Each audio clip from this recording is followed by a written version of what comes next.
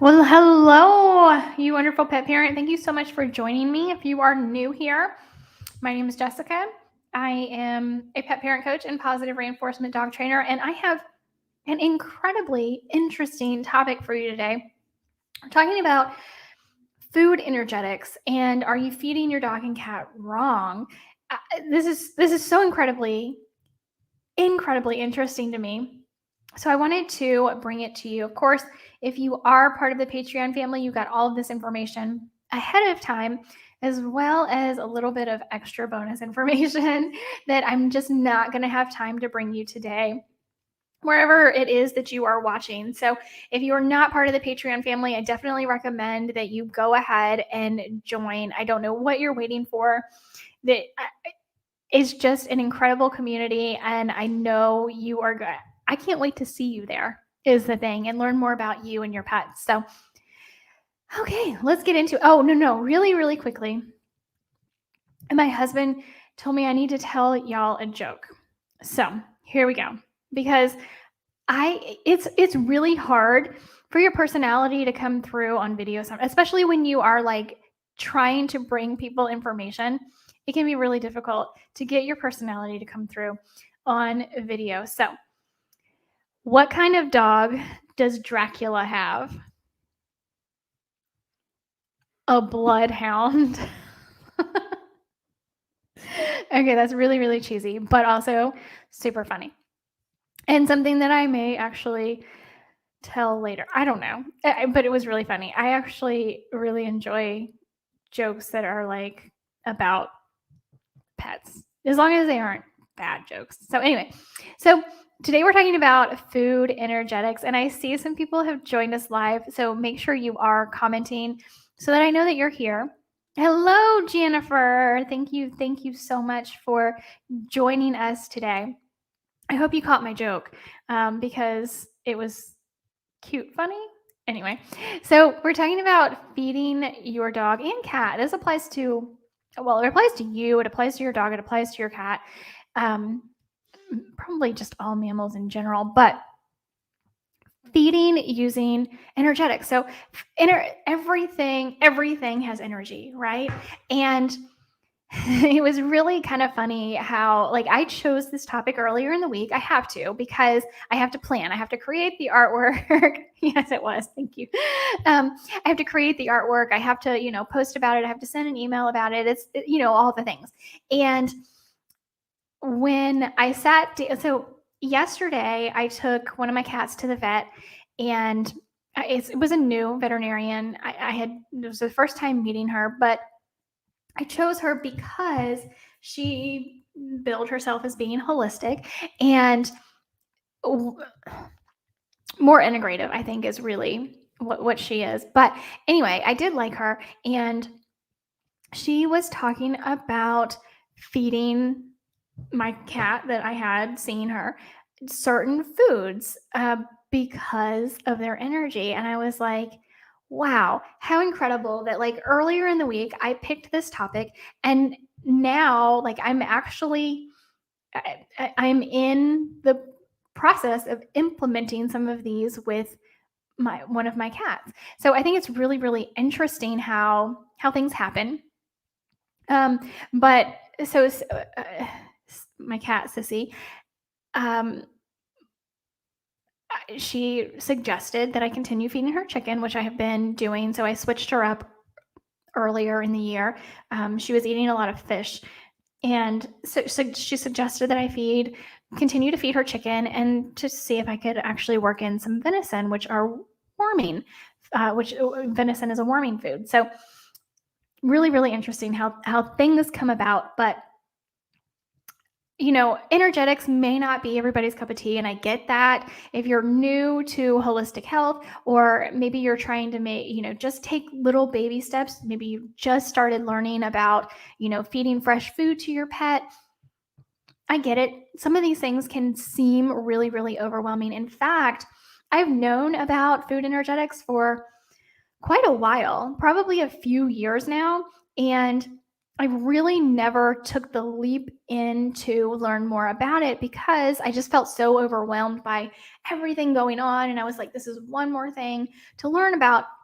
But it's actually a lot simpler than I made it out to be, which honestly, isn't that true with so many things in life? Like we make it out to be such a big deal, and it just really isn't.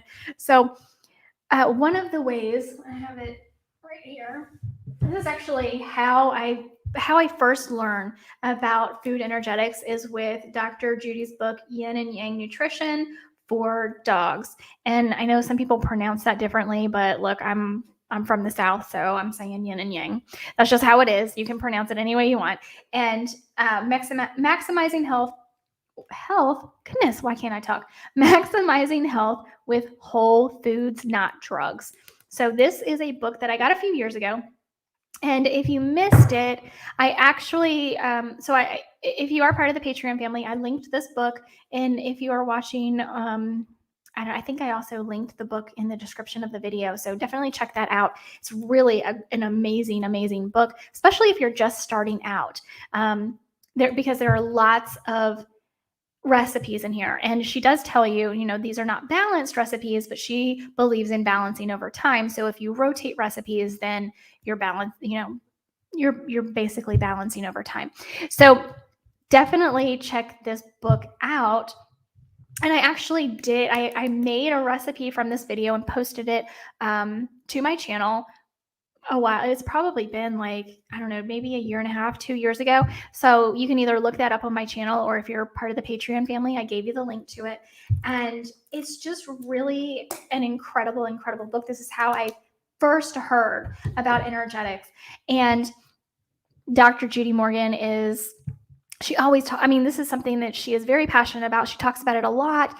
And so she's a great resource if you are interested in food energetics. And basically it's based in traditional Chinese medicine, or traditional Chinese veterinary medicine, when we're talking about our pets. And it really can be a game. First of all, switching to whole foods is a game changer. We already know that. That's a no-brainer. But taking into account that different foods have different energies can really make a huge difference in your pet's life as well. So, like I was saying, it's rooted in traditional Chinese medicine, or TCM. I might say TCM or TCVM for traditional Chinese veterinary medicine. And I actually have a quote from this book that I want to tell you to kind of help explain what food energetics is all about. So, Dr. Judy says, traditional Chinese veterinary medicine, TCVM, provides information about food ingredients that allow us to design diets for nourishment as well as healing. By understanding the different properties of food, specific organs can be targeted. Diets can be changed based on personality, season of the year, age, and medical conditions.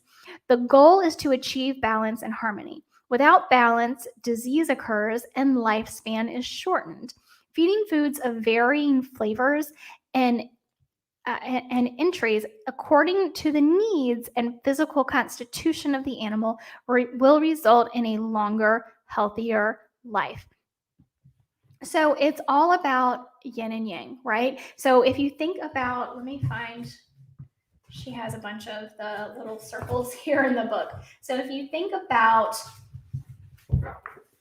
yin and yang, right? So you've got this part here that's all white with a little dot of black in it, and this part here that's all black with a little dot of white in it. And basically, you've got the yin and you've got the yin and you've got the yang. Now, they can't. You're never going to be 100% one or the other. That's why you've got the little dot in each of them, right? So even if you have something that's or you try to create a diet that's mostly yang, you're always going to have a little bit of yin in there to balance it out.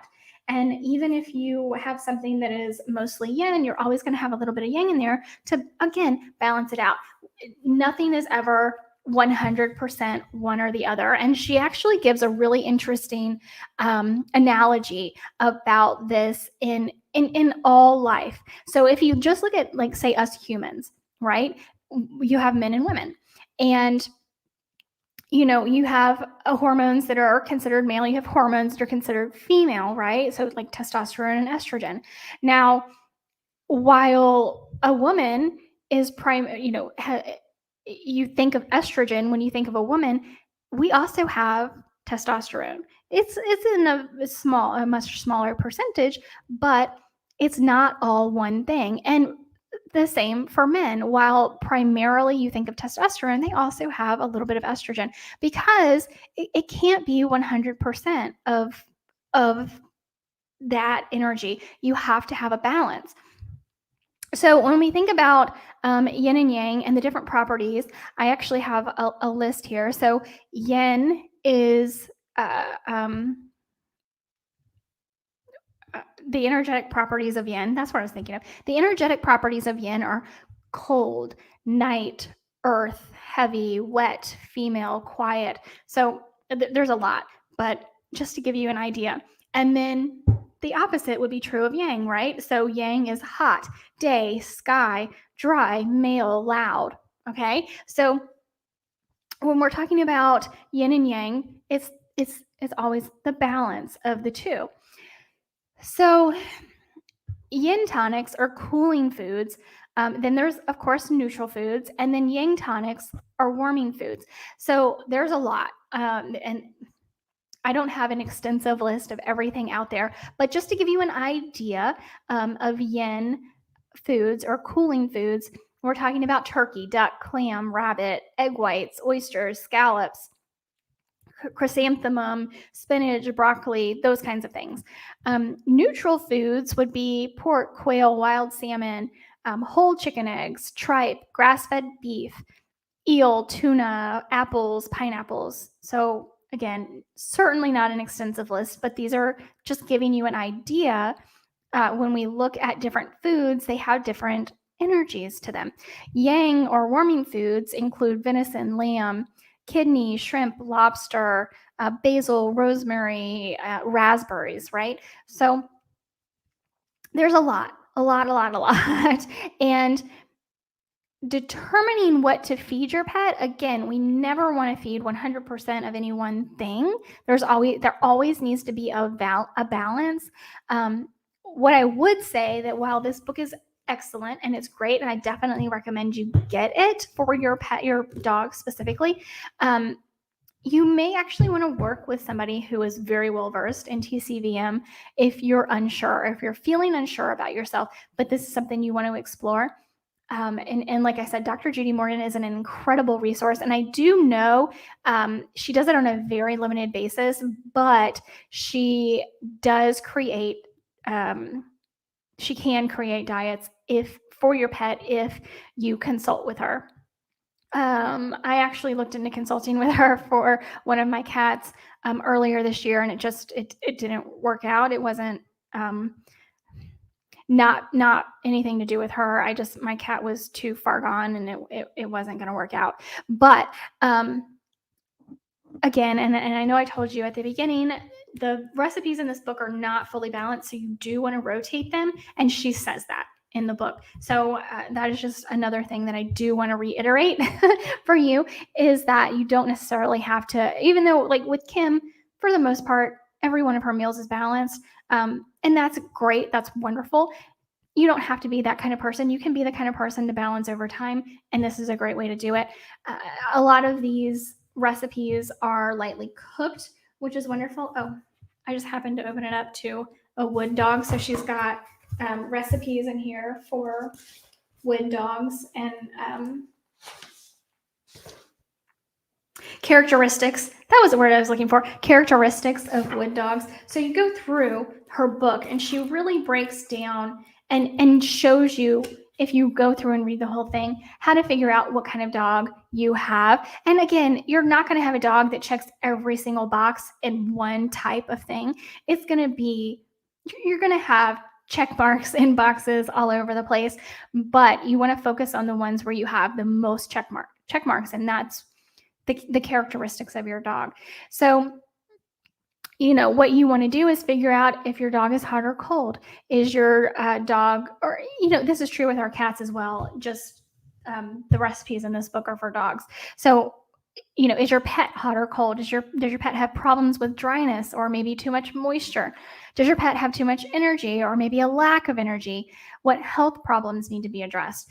And I actually gave the Patreon family. So if you're part of the Patreon family, you got a screenshot of a checklist to determining, is your dog too hot or is your dog too cold? That's just one example of figuring out where your dog lies, where their energy currently is. And then what we can do once we figure out where our dog is, we can feed to help balance it out. So, say your dog is too cold, we can help feed more yang foods to help warm your dog up, right? Now, we don't want to feed so much that your dog becomes too hot.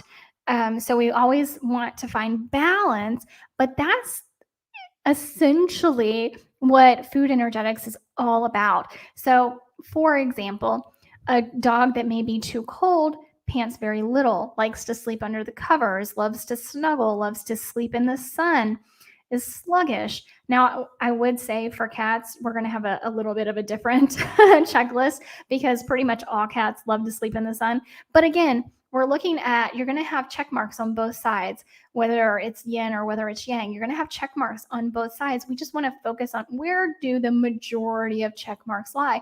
Or if it's pretty even, that's wonderful. Your dog is pretty well balanced, right? So I think it's really, really good to take a look at this, whether you're looking, even if you're just looking at this maybe quarterly, monthly, I think would even be better, especially if you are feeding in a way that you are trying to get your dog from one, if you're trying to balance your dog out, you want to check this really, really regularly to make sure you're not getting too much on either side. But again, if your dog is too cold, you may see that they're sluggish. And generally, older pets in general can be a little bit on the yin side. Black or gray coated dogs are going to be on the yin side. If they eat a high moisture diet, like Kim does, yeah, for sure. So high moisture is on the yin side, being too cold. Pale, wet tongue, wet and drippy nose, drinks very little. I have to say, if anything, I think Kim, if I were to do this checklist for Kim, I think she's pretty well balanced. She doesn't drink excessively, but she also doesn't drink very little. She has, one day she may drink very little, the next day she may drink a little bit more, and that's okay. So I think it balances out for her. She does have dry foot pads. That's something we've been working on. So that is a characteristic of being too hot or on the yang side. Red, dry tongue, that's not her. Lifelong kibble eaters are going to be on the too hot or the yang side. Very, very active or restless is going to be on the yang side. So it's really, really interesting when we actually take a moment to look at our dog or our cat. Again, this is true for both our dog and our cat. Heck, it's true for us. If we take a moment to look at the characteristics of our dog or our cat, we can actually make change. We can affect change and help balance out our dog's energy just by the foods we feed. So I think that's incredibly interesting, and one of the reason that I wanted to bring it to you today. And again, remember that yin and yang is going to exist in every animal. Our goal is to keep them as even as possible. We want balance, right? We want to balance the yin and the yang. We don't want it too hot. We don't want it too cold. We want it right there in the middle. We would ideally like our dog to be neutral. We would like to be neutral. We want our cat to be neutral. And it's just different phases of life. It's going to fluctuate. So like I was telling my Patreon family, we moved this year. And so we went from a climate that was pretty temperate all year long to a climate where we have summers and we have winters, and it's about to get cold here. And so while I feed Kim, she has a balanced raw food diet, and that's wonderful. And she loves it. She thrives on it. I may look into, adding different things, different types of foods to help balance out just because seasonally things are going to change. It's going to be cold outside, so I may need to warm her up a little bit. It's think of it like this. In the winter, when it's really cold, what kind of foods do you crave? You're craving comfort foods, you're craving warm foods, you're craving stews and soups and um, all the things that you think of to help warm your body. That's a lot of it's not always just what your body is craving, but that's a good idea of, getting the idea in your head of food energetics. So if we think of, cinnamon and clove and nutmeg, those are warming foods, right? We use them a lot more in the wintertime when we're baking or whatever it is we're cooking. They are warming foods. And you're not always going to feel the physical effects of that. But for instance, chili peppers, those are also warming foods, and you physically feel the effects of that when you eat it. I know when I drink a tea that has cinnamon in it, that's very warming for me. I actually feel a physical effect of drinking that tea with cinnamon. It's a warming food. So I think it's such an interesting topic, and it makes so much sense when I kind of break it down that way. So let me know if I'm hoping that's how it's making sense to you, because that's how I had to break it down for myself to make it make sense to me. So let me know by posting in the comments if that's how, if it's making sense to you as well. Because again, especially now that, winter is upon us, and of course we can do the same thing in summer. We can start feeding more cooling foods in the summer to help cool down our pets, if we're especially if we're in like a really hot climate like Arizona or Nevada, or I don't know, where are some really hot climates. And of course, I'm in the US, so if you're somewhere else, maybe you're in Australia, then you're probably getting ready to head into your summer months. So it's just the opposite. While I'm wanting to feed warming foods, you may be wanting to start feeding cooling foods. So of course, it all depends on where you live as well. But yeah, it's just so incredibly interesting. So I wanted to put a little bug in your ear about that, because we really can. I know I talk about this a lot, but this is one really, really practical way that we can actually affect real change in our dogs, like right now. We could, whether you get this book or not, and I'm just this is my introduction to energetics, which is why I'm bringing it to you. Jennifer says yes, it does. There's no way I get away feeding Scout lobster or shrimp. Well, you know what? It's funny you say that, because Kim, her snacks are our leftovers a lot of times, especially at night. So she will get, if my husband had prime rib, she's getting a bite of prime rib for her snack.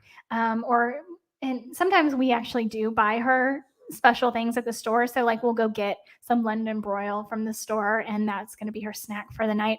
But yeah, I've had lobster tail before and I didn't finish it, so I gave Kim a bite or two. And even that little bit, now Scout is a bigger dog than Kim, of course, but even a little bit can go a long, long way. And to be quite honest, I know, look, meat prices everywhere are on the rise, especially if you're in the US. I know. I'm not really sure about elsewhere, but I know right now in the US, our meat prices are skyrocketing, which is one of the reasons why I stocked up. I have 2 freezers full of food for Kim, because one, I don't know about supply chain, truckers even, and I don't know what prices are going to do on protein. So I stocked up for Kim, and anyway, but in general, shrimp is actually a lot cheaper, a lot cheaper than lobster. And I know there are other protein, like langoustine is they're like little mini lobsters. So I would say it's probably a what did I say lobster was? Let me look back up here. Lobster is a warming food. So I would say langoustine is probably a warming food as well. So, and that's much, much cheaper than buying lobster, and sometimes even buying shrimp. But I know shrimp is pretty, it's not chicken cheap, right? But it's in the seafood world pretty cheap. But yeah, even like saving your leftovers, that's wonderful. Do that. Or And we actually, I know my husband jokes all the time that when we go out to eat, if we have any proteins left over, which we usually do, because let me tell you, in the US, I know for sure they just way overserve. Um, like, you should be eating in general, the amount of protein you should be eating in a meal. Let me get my hand, is going to be about the size of the palm of your hand. Now, that for me is probably, I don't know, 4 or 5 ounces, depending. And I mean, that's hard. That's hard to get. You're probably being served at a minimum 8 ounces. That's probably close to double what I need. So a lot of times, my husband and I will share things, but we don't always want the same thing. So if we have any proteins left over, excuse me, if we have any proteins left over, we box them up and bring them home for Kim. And he jokes all the time that we're probably like some of the only people who ask for a doggy bag, and it actually is for our dog. But no, I know Kim eats very, very well, and even her snacks um, are pretty darn high, because it's just the way it is. We don't like to waste food if at all possible. So that's oftentimes her snack. So yeah, I'm definitely going to be looking into adding some more warming foods for Kim. She eats a lot of beef and a lot of grass-fed beef in the foods that I buy for her. So that's a very neutral food. If we go back to the list, it was a pretty short list, I know. But if I go back to the list that I gave you, grass-fed beef is on the neutral list. So when I feed her, like, her primary protein is on the neutral list, and I have a lot of wiggle room, right, to feed for the season. So I can add cooling foods in the summer to that grass-fed beef, and warming foods in the winter to that grass-fed beef, to just help balance her out. So I think it's really something that is very practical that we can do in our pets' lives right now. And again, if you're dealing with health issues, which I didn't even begin to cover in today's video, this book is gonna walk you through a lot of that. I know I gave where is it? I think it might have been the Earth Diet that I did the video on, because I have it bookmarked for Kim. So that's the video. I think that's the video that I know I linked for you, Jennifer, because I know you're part of the Patreon family. Thank you so much for continuing to support me and this channel, to continue to bring content to all of you wonderful pet parents out there. But I'm heading toward. Oh, okay. Here's what we're gonna do. I'm almost at 30 minutes, so let me do. Okay, how does a dog stop a VCR? It presses the pause button. Okay, so I probably shouldn't have said that one, because some of you younger viewers may be like, what's a VCR? But if you do know what a VCR is, that's a very cute joke too. So with that, I'm going to go ahead and end today's video. I really hope this gives you some ideas and helps you understand, like, get a basic understanding of food energetics and how you can make a huge change in your pet's life. Jennifer says, haha. How you can make a really huge change in your pet's life just by taking into consideration the energy of the food that you're feeding. So again, if you're not part of the Patreon family, I really hope to see you over there. I have an incredible community over on Patreon, and you get a lot of behind the scenes stuff, as well as first access to anything that I'm going live with. So I really hope to see you over there. It's the first link in the description. I also really encourage you to get Dr. Judy's book. That's also linked in the description. Yin and Yang Nutrition for Dogs. So with that, guys, if you're not listening to the podcast, you need to be listening to the podcast. I have some incredible interviews all month long in the month of November. It's the Pet Parenting Reset, wherever you get your podcast, and something really, really special that just happened last week. I launched a merch store for all of you wonderful pet parents. Go to the petparentingreset.com and click on the merch tab. But before you do that, click on the Patreon tab. join me on Patreon to get a special discount, because my Patreon supporters get a special discount that is just for them, and it's the biggest discount that I have out there. So I highly recommend you join the Patreon family. Then go to the merch tab and get your hands on some pet parent merch just in time for the holidays, whether you're buying for yourself, getting yourself that Christmas present or holiday present, or maybe a birthday present, or you're getting something for your friends and family. It's only for the most dedicated of pet parents, which I know you are. So get on over there, get yourself some swag. And when you do, post a picture of yourself on social using on Instagram specifically, use the hashtag the pet parenting reset so I see it and I can repost it. With that, I'm going to go ahead and end today's video. Thank y'all so much for being here. I really enjoy having you and having all of the comments. I appreciate you so much, Jennifer, and give Scout some love for me. Thank you for joining, JR. Great stuff. Thank you so much for joining, and I will see y'all next week. Bye.